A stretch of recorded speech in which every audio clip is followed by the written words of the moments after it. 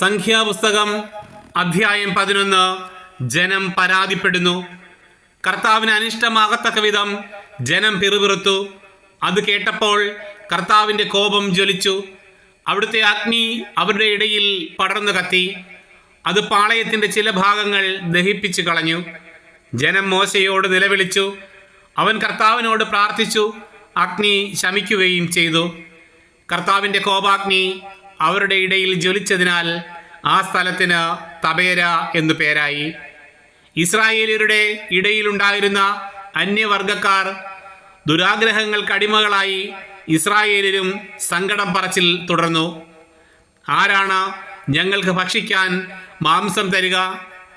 ഈജിപ്തിൽ വെറുതെ കിട്ടിയിരുന്ന മത്സ്യം, വെള്ളരിക്ക, മത്തങ്ങ, സവോള, ചെമന്നുള്ളി, വെള്ളുള്ളി ഇവയൊക്കെ ഞങ്ങൾ ഓർക്കുന്നു.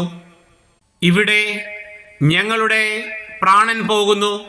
ഈ മന്നായല്ലാതെ മറ്റൊന്നും കാണാനില്ല. മന്നായ്ക്ക് കൊത്താമ്പലരിയുടെ ആകൃതിയും ഗുൽഗുലുവിൻ്റെ നിറവുമായിരുന്നു. ജനം ചുറ്റി നടന്ന് അത് ശേഖരിച്ച് തിരിക്കല്ലിലോ ഉരലിലോ ഇട്ട് പൊടിച്ച് കലത്തിൽ വേവിച്ച് അപ്പമുണ്ടാക്കി പോന്നു. എണ്ണ ചേർത്ത് ചുട്ട അപ്പത്തിൻ്റേത് പോലെയായിരുന്നു അതിൻ്റെ രുചി. രാത്രി പാളയത്തിനുമേൽ മഞ്ഞു പെയ്യുമ്പോൾ മന്നായും പൊഴിയും. ഇസ്രായേൽ കുടുംബങ്ങൾ ഓരോന്നും സ്വന്തം കൂടാരവാതിൽക്കലിരുന്ന് വിലപിക്കുന്നത് മോശ കേട്ടു. കർത്താവിൻ്റെ കോപം ആളിക്കത്തി മോശയ്ക്ക് നീരസം ജനിച്ചു. മോശ കർത്താവിനോട് പറഞ്ഞു, അങ്ങയുടെ ദാസനോട് ഇത്ര കഠിനമായി വർത്തിക്കുന്നത് എന്തുകൊണ്ട്? അങ്ങ് എന്നോട് കൃപ കാട്ടാത്തത് എന്തുകൊണ്ട്? ഈ ജനത്തിൻ്റെ ഭാരമെല്ലാം എന്തേ എൻ്റെ മേൽ ചുമത്തിയിരിക്കുന്നു? ഞാനാണോ ഈ ജനത്തെ ഗർഭം ധരിച്ചത്?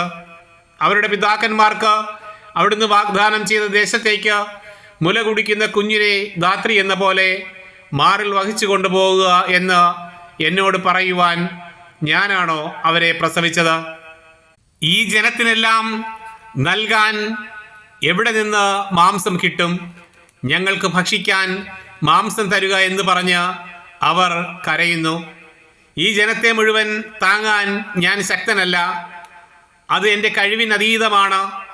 ഇപ്രകാരമാണ് അവിടുന്ന് എന്നോട് വർത്തിക്കുന്നതെങ്കിൽ കൃപ തോന്നി എന്നെ ഉടനെ കൊന്നുകളയണം.